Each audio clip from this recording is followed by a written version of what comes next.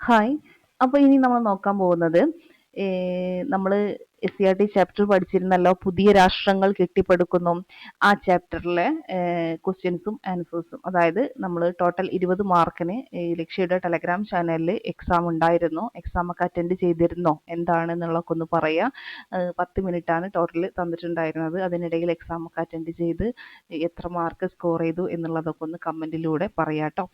Okay. അപ്പോൾ നിങ്ങൾ അതിന് മുന്നേ വീഡിയോയിലേക്ക് പോകുന്നതിന് മുന്നേ നിങ്ങൾക്ക് ഞാൻ തരുന്ന ഈ വീഡിയോസൊക്കെ ഇഷ്ടപ്പെടുന്നുണ്ടെങ്കിൽ ലൈക്ക് ചെയ്യാൻ, അതുപോലെ നിങ്ങളുടെ ഫ്രണ്ട്സിനൊക്കെ ഒന്ന് ഷെയർ ചെയ്യാനൊന്നും മറക്കരുത് കേട്ടോ. ഓക്കെ. അപ്പോൾ നോക്കാം നമുക്ക്. ഫസ്റ്റ് ക്വസ്റ്റ്യൻ എന്ന് പറയുന്നത് എന്താണ്?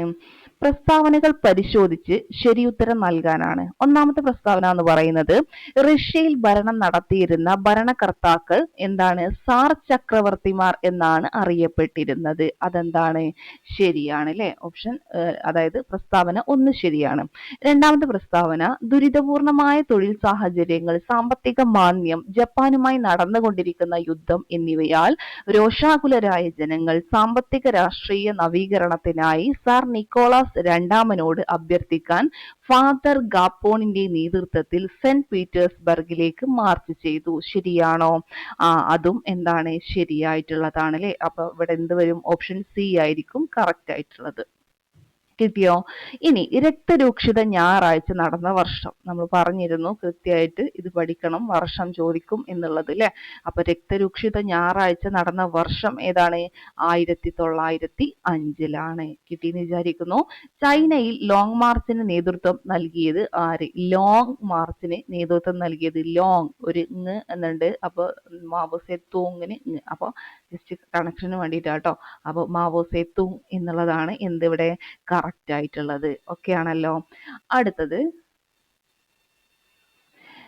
രക്തരൂക്ഷിത ഞായറാഴ്ച അരങ്ങേറിയത് എവിടെയാണ്? എവിടെയായിരുന്നു? ഓപ്ഷൻ എ അതാണ് കറക്റ്റ് അല്ലേ? എന്താണ്? പീറ്റേഴ്സ്ബർഗ്. കിട്ടിയല്ലോ. ഇനി റഷ്യൻ സമൂഹത്തിലെ തൊഴിലാളികൾ നേരിട്ട പ്രധാന പ്രശ്നങ്ങളുമായി ബന്ധപ്പെട്ട് ശരിയുത്തരം നൽകുക. കുറഞ്ഞ വേതനം, അത് ശരിയാണ്.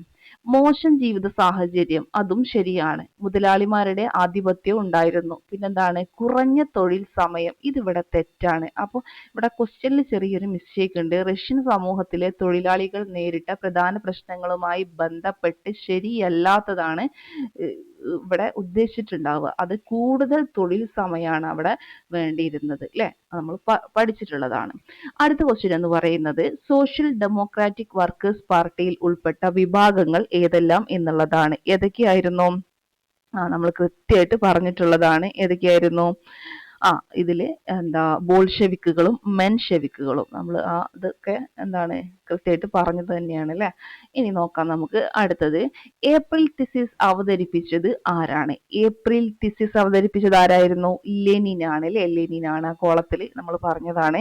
ഇനി revolution and counter revolution in China എന്ന പുസ്തകം രചിച്ചത് ആരായിരുന്നു?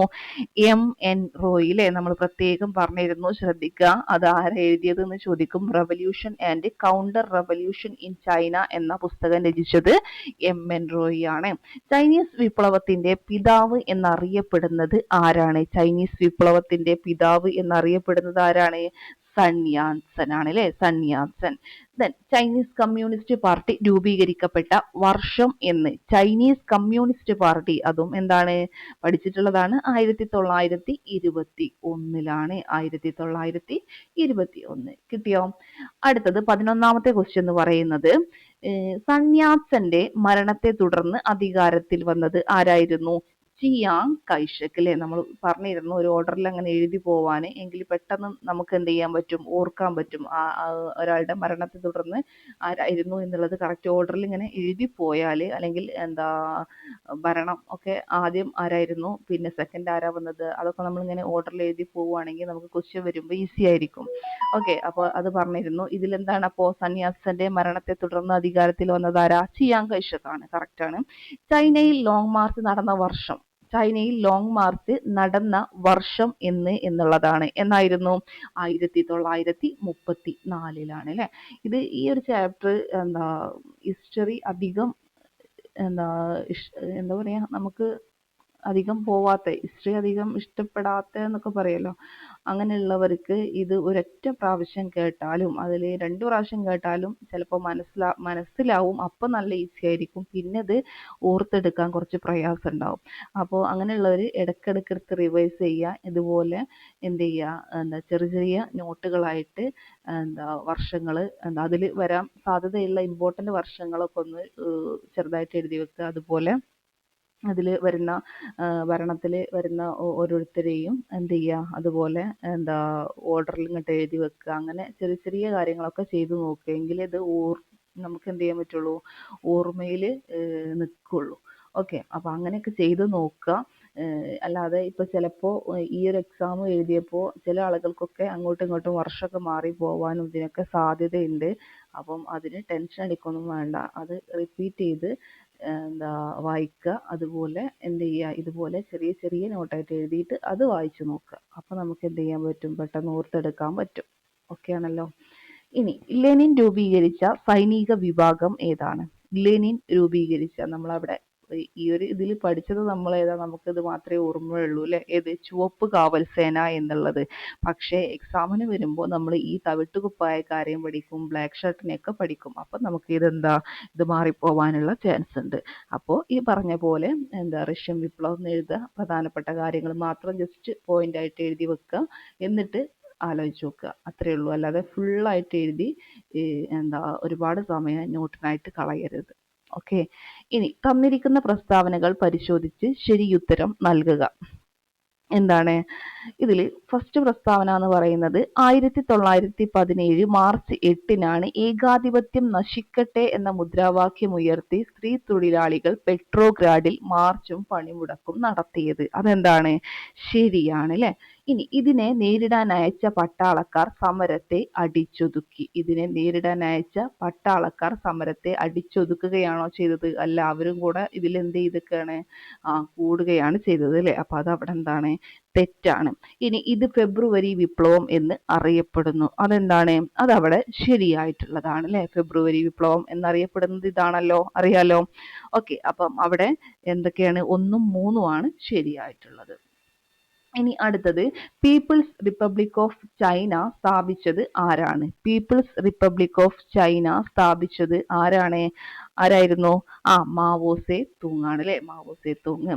മാവോ സേ തൂങ്ങിന്റെ നേതൃത്വത്തിൽ ചൈനയെ ജനകീയ റിപ്പബ്ലിക്കായി പ്രഖ്യാപിച്ചത് എന്ന് ചോദിച്ചാൽ എന്ന് പറയും? ഓപ്ഷൻ ഡി ആയിട്ടുള്ള 1949 ഒക്ടോബർ 1-നാണ്. നമുക്ക് സ്വാതന്ത്ര്യം കിട്ടി കഴിഞ്ഞിട്ടാണ് എന്നുള്ളത് ഒന്ന് ഓർത്തു വച്ചേക്കുക.